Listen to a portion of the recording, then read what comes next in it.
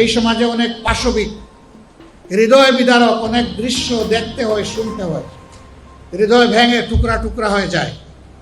মাগুরায় 8 বছরের একটা শিশুর সাথে তার আপনজনেরা যে আচরণ করেছে, বিশ্বাসে ছুরিকাঘাত করে,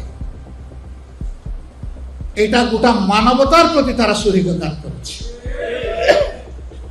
এটি হচ্ছে পশুত্বের শিক্ষা। এই শিক্ষা থেকে বের করে এনে আমাদের দেশে আমরা দিতে চাই আল্লাহর দেওয়া মানবিক শিক্ষা। এখানে আমাদের কোনো সংকীর্ণতা নেই, এই ব্যাপারে আমরা ভেরি ডেসপারেট। 91 ভাগ মুসলমানের দেশে অবশ্যই শিক্ষা হতে হবে ধর্মের ভিত্তিকে এবং চেতনাকে ধারণ করে। এর বাইরে কোনো শিক্ষা মানুষকে মানুষ বানাতে পারবে না, দেশপ্রেমিক দায়িত্বশীল নাগরিক হিসাবে তৈরি করতে পারবে না। আসুন এই পবিত্র রমাদানে আমরা কোরআনকে অন্তরে ধারণ করি।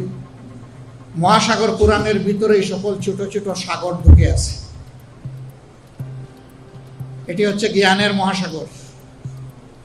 আমরা নিজেরা আমাদের সহকর্মীবৃন্দকে, পরিবারের সদস্যদেরকে এবং আমাদের বিলাভ স্টুডেন্টস যারা আছে তাদেরকে আমরা সবাইকে কোরআনের শিক্ষার দিকে ডাকি।